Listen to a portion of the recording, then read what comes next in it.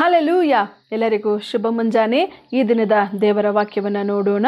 ಮತ್ತಾಯನು ಬರೆದಂಥ ಸುವಾರ್ತೆ 9ನೇ ಅಧ್ಯಾಯದ 2ನೇ ವಾಕ್ಯದ ಕೊನೆಯ ಭಾಗದಲ್ಲಿ ಈ ರೀತಿ ನೋಡುತ್ತೇವೆ.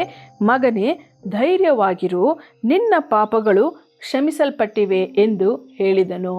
ಈ ದಿನದಲ್ಲಿ ಯಾವ ಪಾಪ ಕಾರ್ಯಗಳಿಂದ ನೀವು ಹಿಡಿಯಲ್ಪಟ್ಟಿದ್ದೀರಿ, ಆ ಎಲ್ಲ ಪಾಪ ಕಾರ್ಯಗಳನ್ನು ನಮಗಾಗಿ ಹುಟ್ಟಿ ಬಂದಂತಹ ಕ್ರಿಸ್ತನ ಮುಂದೆ ಅರಿಕೆ ಮಾಡುವುದಾದರೆ ದೇವರು ನಿಮ್ಮ ಪಾಪಗಳನ್ನೆಲ್ಲ ಕ್ಷಮಿಸಲಿಕ್ಕೆ ಶಕ್ತನಾಗಿದ್ದಾನೆ. ಅಷ್ಟು ಮಾತ್ರವೇ ಅಲ್ಲ, ನಿಮ್ಮ ಪಾಪಗಳಿಂದ ಬಿಡಿಸಿದಂತಹ ಕ್ರಿಸ್ತನು ನಿಮ್ಮನ್ನು ಪಾಪರಹಿತವಾದಂತಹ ಜೀವಿತವನ್ನು ನಡೆಸಲಿಕ್ಕೆ ಸಹಾಯ ಮಾಡಲು ಕೂಡ ಶಕ್ತನಾಗಿದ್ದಾನೆ. ನಿಮ್ಮನ್ನು ಖಂಡಿತವಾಗಿಯೂ ನಡೆಸುವಂಥವನಾಗಿದ್ದಾನೆ.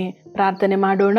ಸ್ತೋತ್ರ ಕರ್ತನೇ, ಪರಿಶುದ್ಧನಾಗಿರುವಂತಹ ದೇವರೇ, ಅಪ್ಪ, ಈ ದಿನದಲ್ಲಿಯೂ ಕೂಡ ಯಾವುದೇ ಪಾಪ ಕಾರ್ಯಗಳಲ್ಲಿ ಕರ್ತನೇ ಬಿದ್ದಿರುವಂಥ ಸ್ವಾಮಿ, ನನ್ನ ಎಲ್ಲ ಸಹೋದರ ಸಹೋದರಿಯರ ಜೀವಿತವನ್ನು ಕರ್ತನೇ ನಿನ್ನ ಕರೆಗಳಿಗೆ ಒಪ್ಪಿಸಿಕೊಟ್ಟಿದ್ದೇನೆ. ಏಸಪ್ಪ ಕರ್ತನೇ, ಈ ಪಾಪವು ನನ್ನನ್ನು ಬಿಟ್ಟು ಹೋಗಲಾರದ, ಈ ಪಾಪದಿಂದ ನಾನು ಬಿಡುಗಡೆ ಹೊಂದಲಿಕ್ಕೆ ಸಾಧ್ಯವಿಲ್ಲವಾ ಎಂಬುದಾಗಿ ಅನೇಕರು ಕರ್ತನೇ ಒದ್ದಾಡುತ್ತಿರುವಾಗ ಅಪ್ಪ, ಅವರಿಗೆ ಸ್ವಾಮಿ ನಿನ್ನ ಸಹಾಯದ ಅಗತ್ಯ ಇದೆ. ಕರ್ತನೆ, ನೀವು ಅವರಿಗೆ ಸಹಾಯ ಮಾಡುವುದಾದರೆ ಎಲ್ಲ ಪಾಪ ಕಾರ್ಯಗಳಿಂದ ಅವರು ಬಿಡುಗಡೆ ಹೊಂದಿದವರಾಗಿ ನಿನ್ನ ಮಕ್ಕಳಾಗಿ ಜೀವಿಸಲು ಸಾಧ್ಯ. ಏಸಪ್ಪ, ಪ್ರತಿಯೊಬ್ಬೊಬ್ಬರನ್ನು ಬಲಪಡಿಸಿ ಆಶೀರ್ವದಿಸಿ ನಿಮ್ಮ ಚಿತ್ತದಂತೆ ನಡೆಸಬೇಕಾಗಿ ಯೇಸುವಿನ ನಾಮದಲ್ಲಿ ಪ್ರಾರ್ಥಿಸಿ ಬೇಡಿ ಹೊಂದಿದ್ದೇನೆ ಕರ್ತನೆ, ಆಮೇನ್.